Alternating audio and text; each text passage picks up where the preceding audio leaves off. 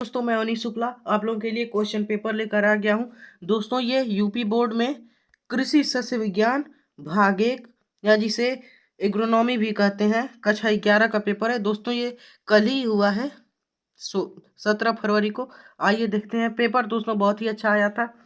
आइए सॉल्व करके देखते हैं। यहाँ पे हम पहला क्वेश्चन बहुविकल्पी वाला है, देखते हैं क्या दिया है। यहाँ पर है निम्न में से कौन सी दलहनी फसल नहीं है। दोस्तों यहाँ पे पूछा है कौन सी दलहनी फसल नहीं है।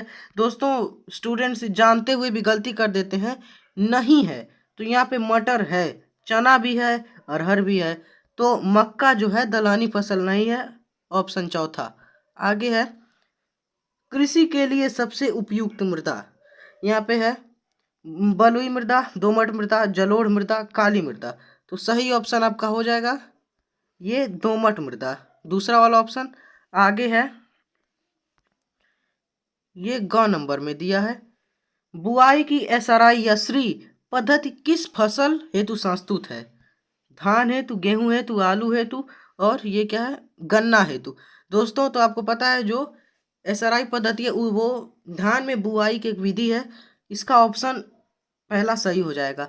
आगे है अगला है हमारा गन्ना पकने पर वृक्ष प्रतिशत यानी कुल विलेय लवण होना चाहिए 10%, 1 मिनट, 10%, 17%। और आगे दिया है यहाँ पे जो दिया है यहाँ पर, तो इसमें से ये जो दूसरा ऑप्शन है ये वाला सही हो जाएगा। ये वाला वैसे तो होना चाहिए 16 से 18%, बीच का आंकड़ा दिया है 17%, सही हो जाएगा। आगे है खैरा बीमारी किस फसल में लगती है, मक्का, धान, गेहूं, ज्वार। तो इसका सही आपको पता है ये होता है दूसरा वाला, धान में लगती है। आगे देखते हैं ये वही इंग्लिश में दिया है, देखते हैं आगे क्या दिया हुआ है। यहाँ पर अगले निश्चित उत्तरीय आ जाता है, देखते हैं क्या दिया हुआ है यहाँ पर। तो यहाँ पे क्वेश्चन में पहला है आलू का वैज्ञानिक नाम लिखना है, तो ये हो जाएगा सोलेनम ट्यूबरोसम। 1 हेक्टेयर के लिए बरसीम की बीज दर, उम्मीद करता हूँ आप लोगों ने कर लिया होगा। आगे है पर्यावरण दिवस मनाया जाता है 5 जून को। नाइट्रोजन की कमी का लक्षण सबसे पहले किन पत्तियों पर दिखाई देता है, तो वो हो जाएगा पुरानी पत्तियों पर। आगे है छठा प्रश्न, यहाँ पर गन्ने और आलू के एक प्रमुख रोगों का नाम लिखिए। तो दोस्तों गन्ने का हो जाएगा लाल सड़न रोग या काना रोग, आलू का हो जाएगा अगेती झुलसा या पछेती झुलसा। अगेती झुलसा अल्टरनेरिया सोलेनाई के कारण होता है, पछेती झुलसा फाइटोप्थोरा इन्फेस्टेंस। आगे देखते हैं शिखर जड़ निकलना क्या है, तो यहाँ पर आपको ये वाला क्वेश्चन है। तो शिखर जड़ यानी जो गेहूं में दोस्तों पहली जड़ निकलती है यानी CRI क्राउन रूट इनिशिएशन, तो जो गेहूं की होती है उसी को कहते हैं शिखर जड़। आगे है मिट्टी के 2 भौतिक गुणों के नाम लिखिए, तो बहुत सारे होते हैं, 2 लिखना है, तो हो जाएगा मृदा गठन और मृदा संरचना। अगला क्वेश्चन है एरोइंग क्या है, तो एरोइंग जो दोस्तों गन्ने में निकलता है उसको मतलब पुष्पक्रम निकलता है उसे एरो कहते हैं और उसके निकलने की क्रिया को एरोइंग कहते हैं। आगे है वनों के क्षेत्रफल घटने के 2 प्रमुख कारण, तो एक तो हो जाएगा वनों की अंधाधुंध कटाई, दूसरा हो जाएगा जनसंख्या का बढ़ना, दोनों हो जाएगा। हरी खाद वाली 2 फसलों का नाम, तो सनई, ढैंचा, लोबिया लिख सकते हैं आप।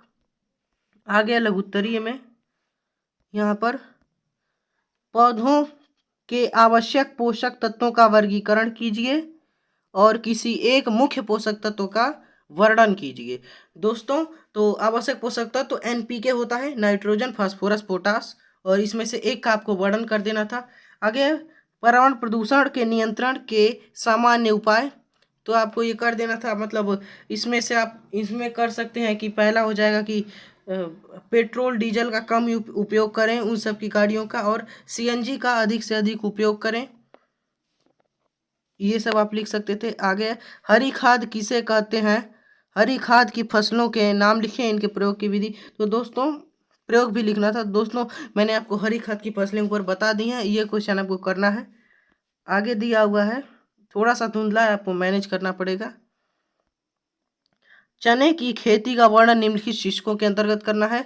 उपयुक्त मृदा एवं बीज दर, बोने का समय एवं बीज शोधन, उन्नतशील किस्मों एवं उपज, और प्रमुख कीट एवं रोग। अथवा करके दिया है मृदा का वर्गीकरण तथा अम्लीय मृदा के सुधार का उपाय। दोस्तों ये जो अम्लीय मृदा का सुधार है ये 12th में भी आया था, इसी बार आया था दोस्तों। मैंने 12th का इस बार पेपर दिया है, उसी में आया था ये भी।